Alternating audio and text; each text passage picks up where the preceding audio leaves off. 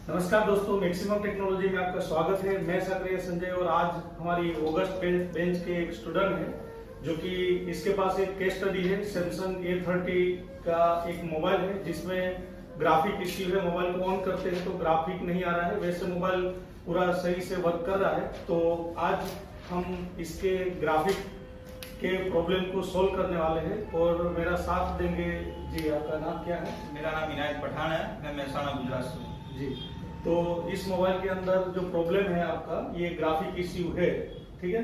तो चलिए इधर आप आ जाइए। इसके अंदर हम टेस्टिंग करते हैं ग्राफिक सेक्शन के लिए। तो सबसे पहले आप इसका जो एलसीडी कनेक्टर है उस एलसीडी कनेक्टर देखिए। इसके अंदर प्रॉब्लम ये है कि इसके अंदर ये मैं आपको महसूस करवा सकता हूँ कि ये मोबाइल ऑन है, मैं देख सकता हूँ, ये देख सकते हैं, लेकिन वीडियो के अंदर ये हम बता नहीं सकते। कि रीजन ये है कि इसके अंदर पावर की प्रेस करने से सिर्फ वाइब्रेट होता है, और वाइब्रेट होता है तो वाइब्रेटर हम महसूस कर सकते हैं, लेकिन इसके अंदर कोई ऐसा डिस्प्ले दिखा नहीं सकते। लेकिन इसके अंदर हम अभी प्रूव कर देंगे कि मोबाइल चालू है, क्योंकि अभी ये मोबाइल क्या है, ऑन कंडीशन है, लेकिन ग्राफिक का इसके अंदर इश्यू है, वाइब्रेट हो रहा है।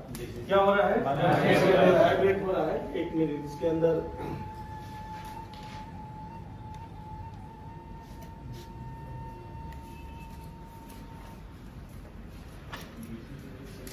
ये आप एक बार मोबाइल को टच करके देखिए तो वाइब्रेट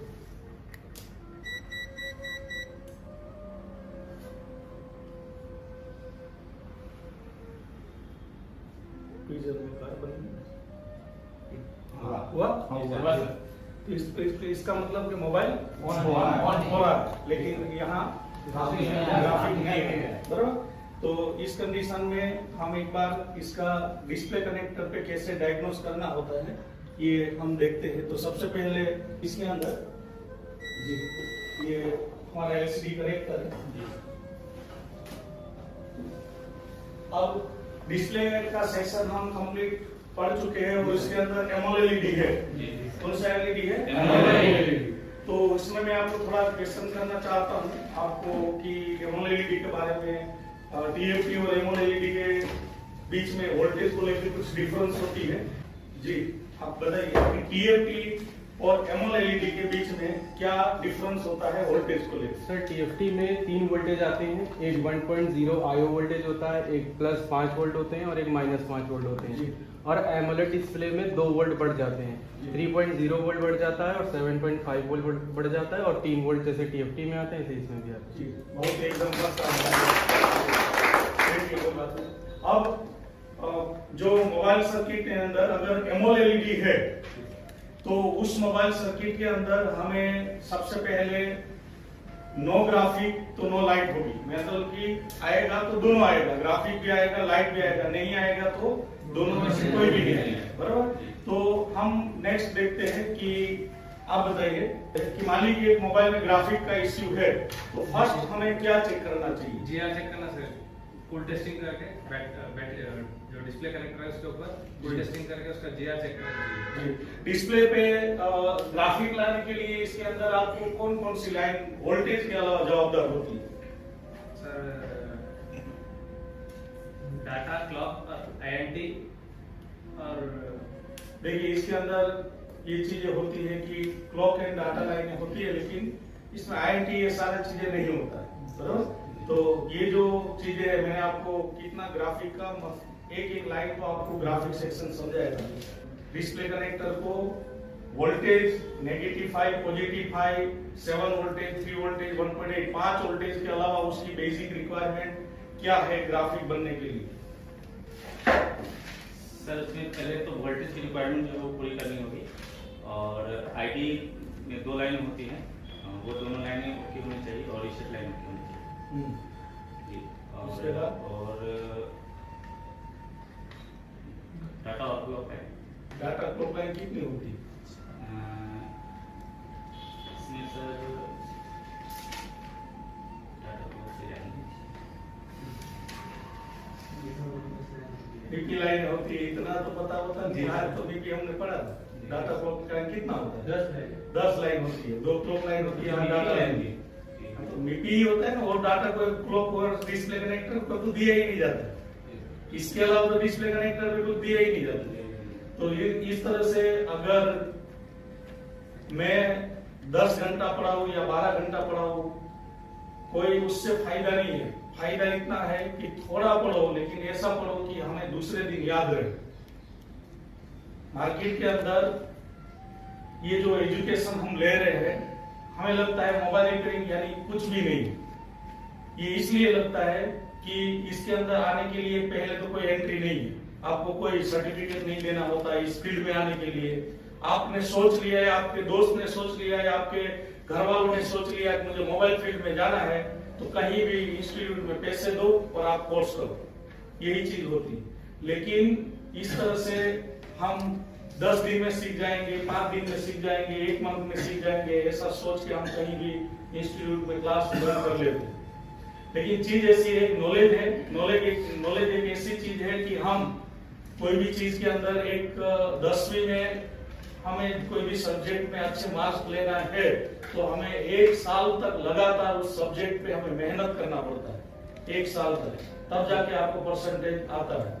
तो उसके अंदर हम यहाँ एक सब्जेक्ट के अंदर अगर मास्टरी लेना चाहते हैं और वो सब्जेक्ट जो फिजिक्स का हो, ये सब्जेक्ट जो इलेक्ट्रॉनिक्स का एक इंजीनियर का सब्जेक्ट हो, और उस सब्जेक्ट के अंदर हम इसके अंदर 10 घंटा पढ़े और 10 घंटा पढ़ने के बाद हमें रिजल्ट आए, तो ऐसा नहीं होता। हम क्या करते हैं, यहाँ जो थ्योरी लेते हैं, थ्योरी लेने के बाद हम उस पे ज्यादा फोकस नहीं कर पाते। रीजन है टाइम नहीं, रीजन है हमारे पास टाइम नहीं है, क्योंकि हमें प्रैक्टिकल भी करना है, हमें सॉफ्टवेयर भी हैंडल करना है, हमें थ्योरी भी लेना है, ये सारा चीज है कि कहीं ना कहीं हम टाइम नहीं दे पा रहे। इस फील्ड को आजकल टेक्नीशियनों को समझना चाहिए कि मार्केट के अंदर जो इलेक्ट्रॉनिक्स है उसको समझने के लिए पहले आप गहराई में उसको जड़ों को समझने के लिए उसको टाइम दीजिए। भाग भरी दुनिया में मत जाइए, जितना हो सके उतना टाइम दीजिए। भले इसमें 2 मंथ लगे, 3 मंथ लगे, 4 मंथ लगे, लेकिन एक बार ऐसे उभर के आइए मार्केट के अंदर कि आपको कोई भी सेक्शन के बारे में कुछ भी पूछे तो आपको कम से कम उसकी बेसिक रिक्वायरमेंट पता होनी चाहिए और उसमें स्टेप बाय स्टेप भी पता होना चाहिए कि पहले उसके लिए क्या बनना चाहिए, उसके बाद क्या बनना चाहिए, उसके बाद क्या बनना चाहिए। ये ना बना तो उसके लिए जवाबदार कौन। ये जब तक हमारे दिमाग में नहीं रहेगा तब तक हम उसके अंदर कभी भी कुछ कर नहीं सकते। तुक्के से, जुगाड़बाजी से रिपेयर करना यही होता है कि डिस्प्ले की बेसिक रिक्वायरमेंट क्या है, क्या वोल्टेज होती है, क्या किस तरह से उसके सिग्नल मिलते हैं, कौन उसको सिग्नल देता है, क्या क्या कौन सी लाइन होती है। कई बार तो हम इसमें ऐसे भी बोल देते हैं जो डिस्प्ले के अंदर ये होता ही नहीं। जिस भाई ने बोला आईएनटी तो डिस्प्ले एलसीडी कनेक्टर पे आईएनटी की रिक्वायरमेंट कहीं है ही नहीं, तो फिर क्या हो जाता है, इस तरह से हमें थोड़ा कंफ्यूजन जनरेट हो जाता है। बाद में हम नहीं कर पाते हैं, मायूस हो जाते हैं, डिमोटिव हो जाते हैं। आपको एक चीज सोचनी ही पड़ेगी कि एजुकेशन अगर इस फील्ड में हार्डवेयर बेस पे समझ के काम करना है तो एजुकेशन यानी कि आपको जड़ों को समझना पड़ेगा। सर्किट बहुत इजी है, बहुत ज्यादा वेरिएशन नहीं है। मैंने आपको आज कैमरा समझाया, दुनिया का कोई भी कैमरा ओपन कर लो, कोई भी कंपनी का कैमरा, कोई भी मॉडल, एक ही जैसा आपको सर्किट देखने को मिलेगा। इतना तो सर्किट इजी है, क्या हम एक टेक्नीशियन ना 1-2 वेरिएशन सर्किट के अंदर हम दिमाग में नहीं रख सकते हैं। एलसीडी कनेक्टर ले लो, टीएफटी का कोई भी मॉडल ओपन कर लो तो आपको सेम बेसिक रिक्वायरमेंट ही आपको देखने को मिलेगी। कोई भी आपका मोबाइल में एमोलेड एलईडी में ऐसा नहीं होगा कि वोल्टेज में इसके अंदर शायद होगा तो 1-2 वोल्टेज में कभी, और ये भी 99% सेम होगा, कोई के साथ में इस तरह से चेंजेस हुआ। लेकिन जो कॉमन है उतना तो याद रखो, जो बाकी कॉमन नहीं है वो ऑटोमेटिक याद रहेगा। तो ये चीजें आपको यहाँ से जाने के बाद भी आपको हर दिन खुद को आपको अपने आप को स्टडी करना है, मतलब ड्रॉ करना, लिखना है। आप ऐसे सेक्शन से स्टार्ट करो, खिचड़ी मत करो। पहले कोई भी एक सेक्शन, जैसे चार्जर सेक्शन, तो चार्जर सेक्शन को जितनी भी आपको स्कीमेटिक मिलती है और हर रोज इतना चार्जर सर्किट को ड्रॉ करो कि दूसरा कोई मोबाइल आप जब ड्रॉ करोगे तो उसके अंदर जो आईसी होगी वो आपको लगने लगेगी ये आईसी तो मैंने पहले ड्रॉ कर ली, अब मुझे ये आईसी के बारे में ड्रॉ करने की जरूरत नहीं, मुझे पता है इसका sequence.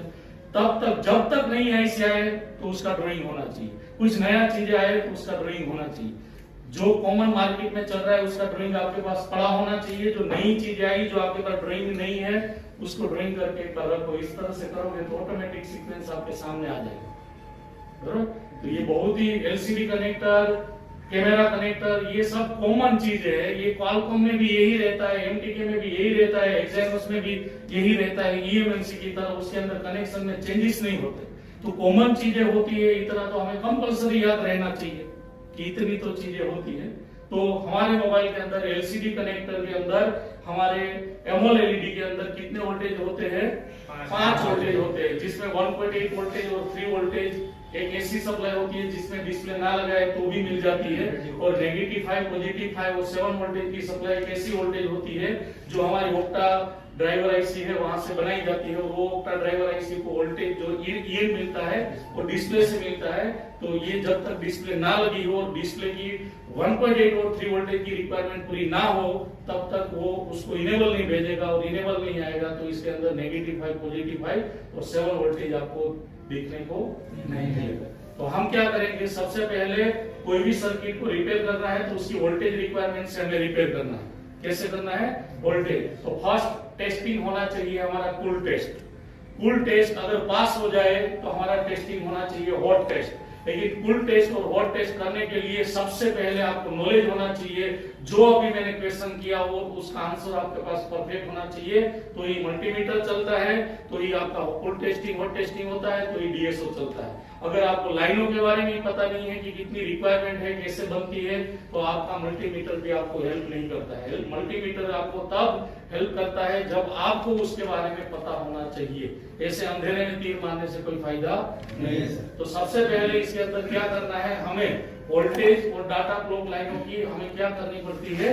Cool testing, GR check करना है। जीआर पास हो जाए तो हमें हॉट टेस्टिंग करना है, और हॉट टेस्टिंग भी पास हो जाए तो फाइनली हमें डीएसओ टेस्टिंग करके हम फाइनल बोल सकते हैं कि इस बोर्ड में रियल में क्या फॉल्ट है। इसके लिए आपको दूसरा डिस्प्ले या दूसरा कुछ इस तरह से ट्राई नहीं करना है। जब तक फॉल्ट सामने ना आए या हमें ना मिले तब तक हमें टेस्टिंग को छोड़ना नहीं है। तो हमारे सामने 3 टाइप की टेस्टिंग एलसीडी कनेक्टर को चेक करने के लिए, एलसीडी ग्राफिक चेक करने के लिए पहले कूल टेस्ट, जिससे आपको एलसीडी कनेक्टर की जितनी भी लाइन है उसकी कंडीशन समझ में आती है कि इसमें कोई shorting, open circuit, leakage circuit या सही सर्किट है कि नहीं, ये जीआर से पता चलता है। जीआर जब आपका ओके हो जाता है उसके बाद भी अगर मोबाइल में ग्राफिक नहीं आता है तो हमें हॉट टेस्टिंग से वोल्टेज चेक करना होता है, जिससे वोल्टेज में हमें उसकी ड्राइवर आईसी पता चलती है। जैसे -5, +5, 7 वोल्टेज ओक्टा ड्राइवर आईसी से उसको मिलता है तो उसकी हेल्प पता चलती है। बाद में वो ना आए तो हमारी इसकी इनपुट ये सब हमें चेक करने के लिए जाना पड़ता है। और 1.8 और 3 वोल्टेज ना आए तो किसी एलडीओ से मिलता है, तो उसके बारे में हमें सोचना पड़ता है। क्योंकि जब आप जीआर चेक करते हो तो वो जीआर आता है वो सिर्फ वो ड्राइवर आईसी तक का जीआर है, लेकिन ड्राइवर आईसी को इनपुट भी कुछ है, कुछ ईएनपी है, कुछ बाइसिंग भी है, वो भी उसकी ओके होनी चाहिए। तो वो अगर इसकी इनपुट सर्किट में कोई प्रॉब्लम है, कोई इनेबल में प्रॉब्लम है, कोई बाइसिंग में प्रॉब्लम है, तो उसका लाइन का जीआर तो आपको ओके ही रहेगा। इसलिए जीआर से हम ये नहीं बोल सकते कि पूरा सर्किट ओके है, ओनली पर ये बोल सकते हैं कि इसके अंदर प्रॉब्लम है और लाइन में शॉर्टिंग या लीकेज का नहीं है, सिर्फ और सिर्फ डिस्प्ले कनेक्टर की जो लाइन होती है वो। जब हमारा जीआर मतलब जितने भी है, जैसे वोल्टेज की हो गया, मीटी का 10 लाइन हो गया, रीसेट लाइन हो गया और आईडी लाइन हो गया। एक ग्राफिक बनने के लिए सबसे पहले वोल्टेज के बाद आईडी, उसके बाद इसके अंदर रीसेट लाइन, उसके बाद इसके अंदर मीटी के 10 लाइन। इसके अलावा और कोई जवाबदारी नहीं है, बस इतना तो था। 10 लाइन मीपी की, एक रीसेट और एक आईडी लाइन और वोल्टेज, इतना ओके होता तो डिस्प्ले को आना पड़ता है, नहीं आता है। तो इसके अंदर हमें लाइनें सिर्फ जीआर से लाइनें चेक होती है, उसके बाद हमें डीएसओ टेस्टिंग से हमें क्या चेक करता है, उसका क्लॉक डाटा, रीसेट, ये सारा चीजें रियल में डीएसओ से चेक होता है। जीआर से तो हमें सिर्फ लाइनें चेक होती है। तो हम क्या करते हैं, इस एलसीडी जो हमारा कनेक्टर है, इस एलसीडी कनेक्टर सबसे पहले हम उस चीजों का जीआर चेक करते हैं जिस चीज का हमें वोल्टेज रिक्वायरमेंट होता है। पहले हमें वोल्टेज रिक्वायरमेंट से स्टार्ट, जो कि एलसीडी की सब जीआर हमें चेक करनी होती है, नो ग्राफिक। पहले हमें किसका जीआर ओके करना है, वोल्टेज। वोल्टेज का जीआर ओके है तो बाकी का जीआर हम आगे चेक करेंगे। और वोल्टेज में दिक्कत है तो पहले ये समझेंगे कि ये वोल्टेज इसके अंदर क्यों, यहाँ जीआर में क्या है। तो सबसे पहले हम इस मोबाइल के अंदर चेक करना स्टार्ट करेंगे। 3 टाइप की टेस्टिंग होगी, फुल टेस्ट, हॉट टेस्ट और डीएसओ टेस्ट। जो भी टेस्टिंग में हमें प्रॉब्लम सामने आएगी वो टेस्टिंग वहां रुक जाएंगे। उसके आगे की हम टेस्टिंग करने के लिए हम टाइम नहीं देंगे, उसमें वहां से उसको रिपेयर करने की कोशिश करेंगे। तो सबसे पहले यहाँ जो आपको एलसीडी कनेक्टर दिखाई दे रहा है, ये वाला डिस्प्ले कनेक्टर, इस डिस्प्ले कनेक्टर के अंदर हमें क्या जरूरत होती है, नेगेटिव 5 पॉजिटिव 5 वोल्टेज। तो फर्स्ट यहाँ से जो 3 पिन दिखाई दे रही है, 1 2 ये 2 पिन, ये इसका नेगेटिव 5 वोल्टेज के लिए, जो कि इसके अंदर एमोलेल में -4.4 वोल्टेज जितना आपको मिलेगा, ये 2 पिन, और ये 2 पिन आपस में आपको ज्वाइंट मिलेगी, बराबर। उसके बाद का जो पिन होता है, ये पिन 2 पिन, ये 2 पिन, ये हमारा एक छोड़ के एक एनसी रहेगा। इसके बाद का 2 पिन रहेगा वो हमारा होगा पॉजिटिव 5 वोल्टेज। कौन सा रहेगा? पॉजिटिव 5, मतलब ये नेगेटिव 5, ये दोनों पॉजिटिव 5। उसके बाद की जो पिन रहेगी ये हमारा होगा एलडीओ 3 वोल्टेज की। उसके बाद का जो पिन है ये वोल्टेज हमारा होगा एक 7 वोल्टेज की सप्लाई। कौन सी होगी? 7 वोल्टेज की सप्लाई। उसके बाद का जो वोल्टेज का पिन है ये हमारा होगा 1.8 वोल्टेज की सप्लाई। तो यहां से यहां तक की जो लाइनें है, यहां से यहां तक, बराबर, ये सब हमारे वोल्टेज की लाइनें हैं, जिसमें negative 5 voltage, positive 5 voltage, 3 voltage, 7 voltage, उसके बाद उसका 1.8 वोल्टेज। इन लाइनों का हम जीआर चेक करते हैं और देखते हैं कि इसके अंदर ये क्या कंडीशन है। तो जीआर चेक करने के लिए कोई भी टाइप की वोल्टेज देनी नहीं है, ना बैटरी लगानी है, ना उसमें चार्जर लगाना है। जो अगर आपने बैटरी लगा के रखा है या चार्जर लगा के रखा है तो जीआर में आपको लो रीडिंग या बीप आएगा, जो कि रियल में उसका कोई प्रॉब्लम होगा नहीं तो भी, बराबर। अब हमें क्या करना है, मल्टीमीटर को डायोड रेंज में हमें सेट करना है। पहली 2 पिन आपस में क्या शो कर रही है, देखिए आपस में पहली 2 पिन आपस में क्या आ रहा है। उसके बाद एक छोड़ दो, पहले ये दूसरा तीसरा चौथा देखो, ये छोड़ दो। उसके बाद ये दोनों आ रहा है उसके, बराबर। तो ये पहला 2 हो गया हमारा नेगेटिव, बाद में एनसी, और उसके बाद हमारा। तो अब हमें उसका जीआर चेक करना है, इसलिए मीटर का रेड प्रोब को हम ग्राउंड करेंगे और ब्लैक प्रोब से 1 पिन 2 पिन 3 पिन पे आपको चेक करना है। फर्स्ट आप जीआर चेक करें। इसके लिए पिन नंबर 1 पे हमें जीआर मिल रहा है 2000 के ऊपर। ये मल्टीमीटर में आपको 2000 के ऊपर प्लस मिल रहा है। कोई दूसरा मल्टीमीटर होगा तो उसके अंदर आपको ऑयल वैल्यू भी शो कर सकता है, और कोई मोबाइल में ये ऑयल भी होता है।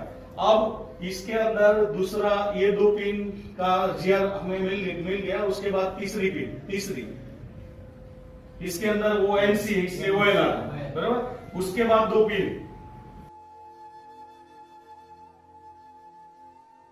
कितना आ रहा है, 500, बराबर जी। अब एक बार रहने दीजिए।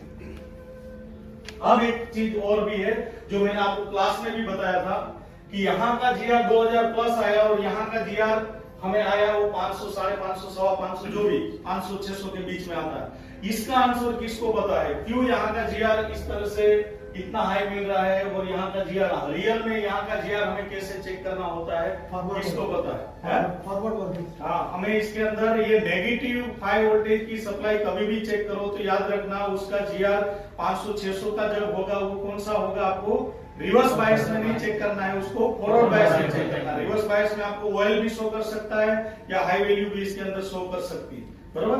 कभी यहाँ टेक्नीशियन बहुत ही यहाँ परेशान होते हैं। मैंने बहुत बार टेक्नीशियन को ऐसे काम करते हुए या ऐसे प्रॉब्लम को सुनाते हुए मुझे ये बोला है कि मुझे नेगेटिव 5 की लाइन पे जीआर ऑयल मिल रहा है, जबकि वो कौन सी बाइस में, रिवर्स बाइस में चेक करा है। रियल में वहां डायोड उल्टा होने की वजह से, नेगेटिव वोल्टेज बनाने की वजह से वहां डायोड उल्टा लगा है, इस वजह से यहाँ फॉरवर्ड बाइस जीआर आपको सही मिलेगा, बराबर। तो एक बार फिर से हमारा जीआर चेक करते हैं, जो कि अब जो हम 1 और 2 नंबर की पिन पे जीआर चेक करेंगे ये फॉरवर्ड बायस चेक करेंगे। इसके लिए मीटर का ब्लैक प्रोब को ग्राउंड करेंगे और रेड प्रोब से उसको चेक करेंगे।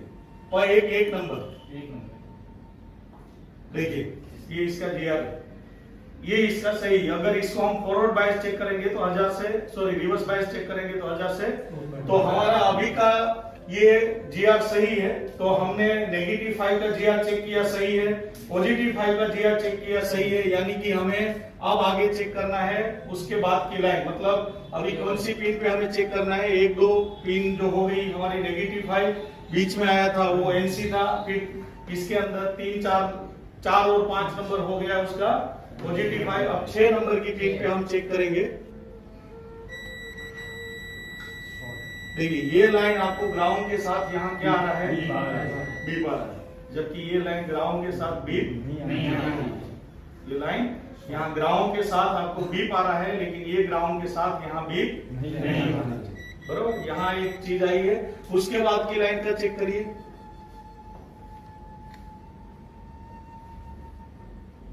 उसके बाद का GR हमें सही मिल रहा है, उसके बाद हाँ ये भी सही है, उसके बाद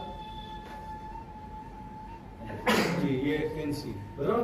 अब हमें ये चीज है कि हमारे मोबाइल के अंदर ये जो लाइन है, ये लाइन यहाँ बीप आया था ना, ये लाइन बीप आ रहा है। तो आगे जरा देखिए तो ये लाइन कहाँ आ रही है, यहां से ये लाइन देखे इधर, यहाँ एंड हुआ, थोड़ा नीचे आइए, बराबर। अभी और थोड़ा नीचे आइए। हाँ कौन सी लाइन इसमें थी, दूसरी लाइन, ये वाली, ये वाली, हाँ बराबर। अभी हमें यहाँ 1, 2 और 3 LDO दिखाई दे रहे हैं। कितने LDO है? 3 LDO हमारे LCD कनेक्टर के रिलेशन में होते हैं, जिसमें से एक 1.8 वोल्टेज का LDO होता है, एक LDO होता है 3 वोल्टेज का होता है, और एक LDO हमारी टच की 3 वोल्टेज की होती है। कौन सी? टच की। तो ये थोड़ा नीचे करिए, इसके अंदर देखो सब LDO का एक V-in होगा, एक LDO का क्या होगा, V-out, एक ग्राउंड होगा, एक इनेबल होगा। तो हम ये जो LDO का है सब, ये आउटपुट है, ये सब LDO के अंदर क्या है, इनपुट है। तो हम क्या करते हैं, एक बार ये लाइन यहाँ से खत्म हुई है तो यहाँ LDO जितने हैं उसकी फुल टेस्टिंग करते हैं। जैसे इस कैपेसिटर पे GR चेक करेंगे तो इस LDO से हमें पता चलेगा, इस कैपेसिटर पे चेक करेंगे तो ये LDO चेक होगा, इस कैपेसिटर पे चेक करेंगे तो ये, इसके बाद इसकी इनपुट और आउटपुट कोई भी हम एक बार GR चेक करते हैं तो हमें एक आइडिया आ सकता है कि इसके अंदर ये लाइन LDO की कौन सी लाइन पे आ रहा है।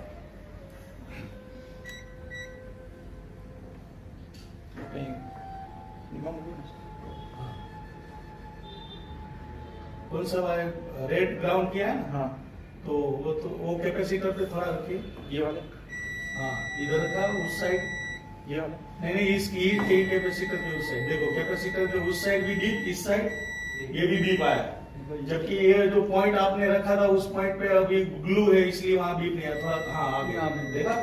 मतलब ये लाइन आपको क्या मिल रही है, ये हमारी LDO 3 की जो लाइन है वो लाइन है, वहां से ये जा रही है। इसके बाद उसका जो बाकी के 2 LDO की आउटपुट में जो केप लगा है उसका भी GR एक बार ले लेते हैं जी, इसका GR सही है, बराबर। उसके बाद ये भी सही है, उसके बाद इस साइड हाँ ये भी सही है, उसके बाद ये दोनों फिल्टर केप है जी, सही है, कोई बात नहीं। अब हमें इसके अंदर एक चीज है कि ये LDO से आउटपुट होने वाली लाइन है, ये 2 केप हमें ग्राउंड के साथ भी पाया, ये लाइन यहां से हमारे LCD कनेक्टर की हमें जो ग्राउंड के साथ बी पाई है वही वाली लाइन होती है। तो हमें क्या है, या तो ये दोनों में से किसी एक केप शॉर्ट है या तो हमारा LDO शॉर्ट है, 3 में से एक हो सकता है, 3 में से एक हो सकता है। एक यहाँ एक आपको कंपोनेंट कंपनी ने ही नहीं लगाया है, जबकि डायग्राम में देखते हैं तो ये प्रोटेक्शन डायोड होता, लेकिन कंपनी ने उसको NC रखा, बराबर। तो अब इस लाइन के अंदर 2 केप हमें है और तीसरा LDO, तो इनमें से कोई भी एक शॉर्ट है, ये पक्का। अब हमें देखने के लिए हम क्या करेंगे, रोजिन का स्मोक यहाँ इतने में लगा देंगे, यहाँ रोजिन का स्मोक लगा देंगे। स्मोक लगाने के बाद हम क्या करेंगे कि यहाँ हम कितने वोल्टेज दे सकते हैं डीसी मशीन से, ये 3 वोल्टेज की LDO है तो हम कितना वोल्टेज दे सकते हैं, 3 वोल्टेज की सप्लाई यहाँ इस लाइन पे दे देंगे, LCD कनेक्टर की उस पिन पे देंगे या फिर इधर देंगे, तो जो भी शॉर्ट होगा उसको उस लाइन को है वो सामने आ जाएगा। इसमें आपको बाद में ओपन करना है, हमें अभी समझना है, बराबर। तो हम क्या करेंगे, रोजिन का स्मोक आपको इतने मतलब शॉर्टिंग तो हमारी यहाँ ही कहीं होगी, जो अगर इंटरनल लेयर ना होके कंपोनेंट होगा तो। इसके अलावा यहाँ कोई कंपोनेंट नहीं है। तो हम इतने सेक्शन में इस एलडीओ के अंदर हम क्या लगा देते हैं, रोजिंग लगा देते हैं। तो आप एक बार इसके अंदर रोजिंग लगा दीजिए।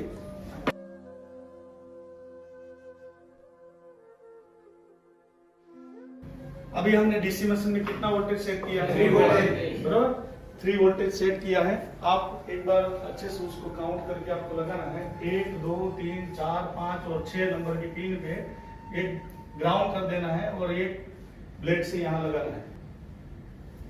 1 2 6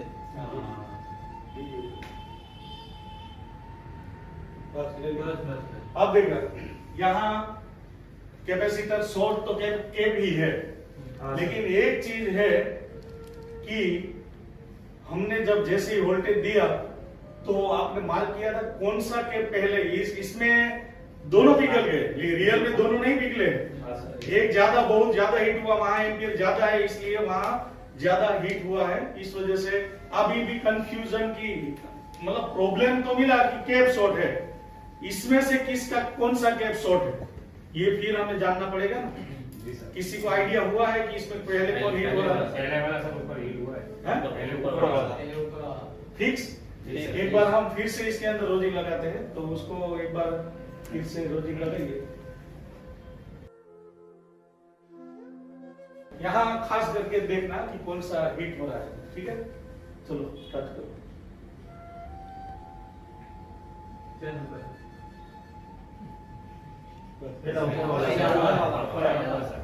ठीक से फाइनल नहीं है सर, नहीं है, मतलब ऊपर वाला ही फर्स्ट हुआ है। क्या बोला हुआ है पक्का ही है। हाँ? मीटर तो दोनों साइड की, मीटर से तो मिली ओम्स चाहिए, इसे नहीं पता चलेगा। एक बार फिर से रोजिंग लगाइए और एम्पियर काम कर देते। इसमें है ना थोड़ा एक बार टच करके ही ले लेना। हाँ, ये थोड़ा ज्यादा टाइम लगा के रखते हैं। हाँ। अच्छा ये खाली टच करके वापस आप तो एम्पियर कम कर दीजिए। बस सिर्फ टच करके ले लेना। नहीं एलडीओ का ये तो एलडीओ तो इधर है। चलो एलडीओ हाँ ऊपर वाला एक पहले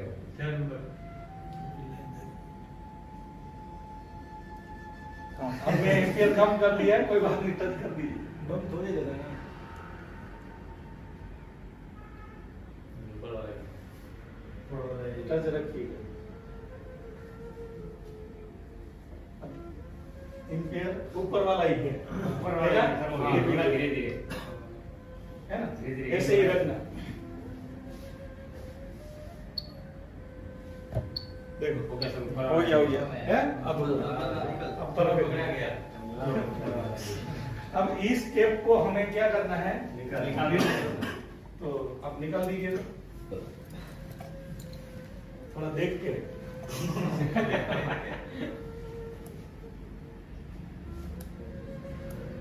बस वो निकल गया होगा, खाली वो गम की वजह से चिपका हुआ इधर देखिए। है, ट्विजर के सामने चिपका हुआ है। नहीं कोई बात नहीं। अभी इसके अंदर जीआर चेक करिए, इसको थोड़ा क्लीन कर दीजिए।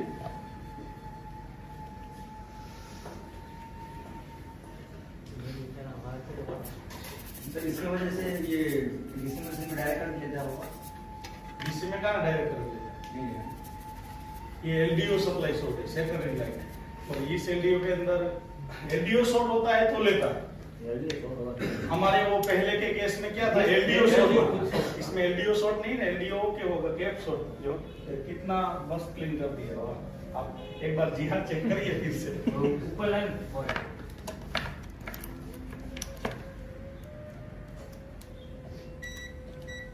वो डिस्प्ले कनेक्टर की जो 7 नंबर की भी या तो यहाँ भी कर लीजिए। अभी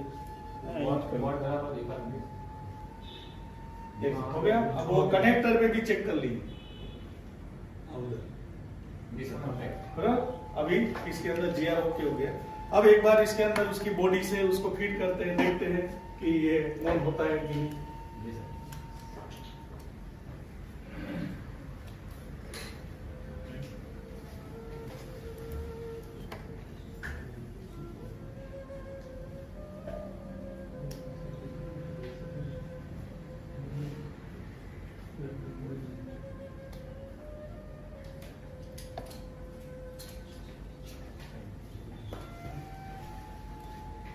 देखते हैं होता है।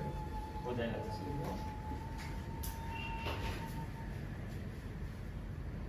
आगे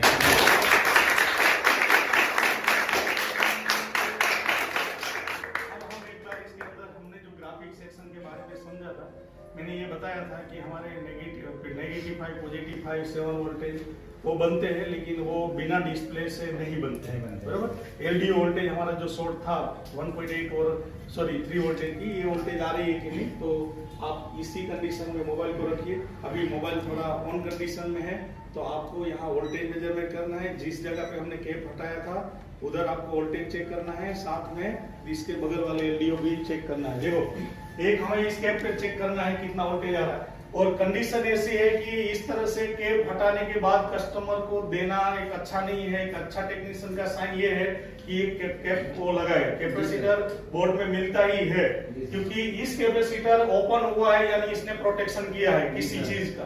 कल को ये कैपेसिटर नहीं जाएगा तो दूसरा जाएगा, दूसरा तो कोई मतलब कंपनी ने लगाया है तो उस इंजीनियर ने कोई मीनिंग से लगाया है, वो मीनिंग इसने साबित कर दिया, खुद मर गया, लेकिन सर्किट को दूसरे को कोई मरने नहीं दिया। हमने उसको हटा के फिर ये ओके कर दिया। अब यहाँ वोल्टेज चेक करिए, कितनी वोल्टेज आ रही है? अभी स्लीप मोड में गया होगा, एक मिनट देखिए तो मोबाइल सही है। सही है। कैसे कभी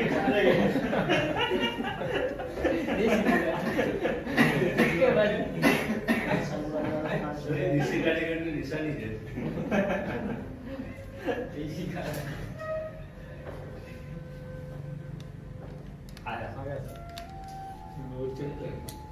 थोड़ा उधर उधर क्यों जा रहा है? वो स्लीप था, जल्दी करिए, स्लीप मोड में चला जाए।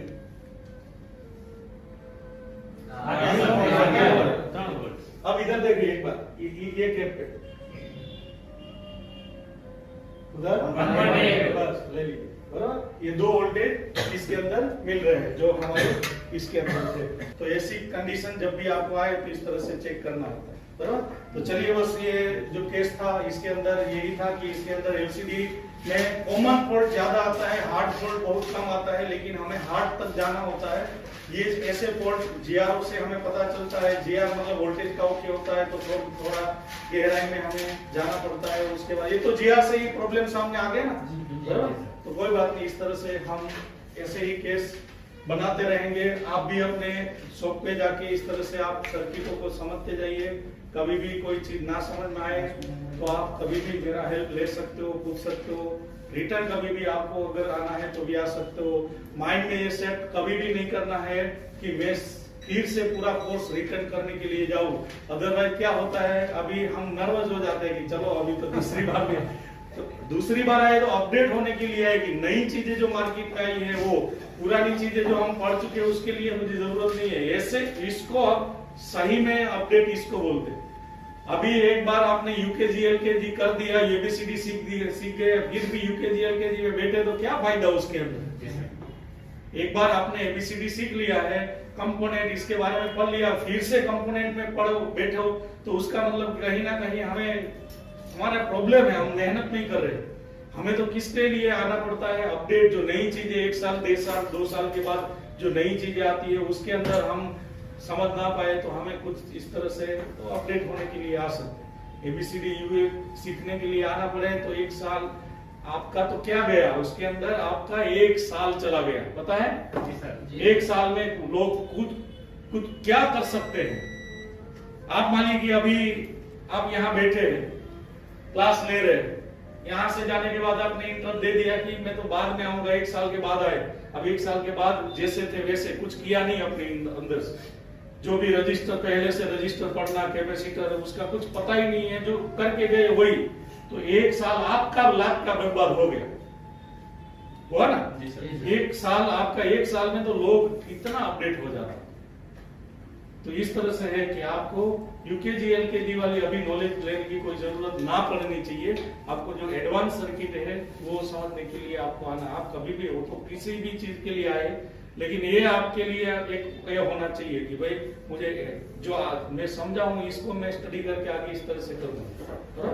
कोई बात नहीं, तो मिलते हैं बाद में।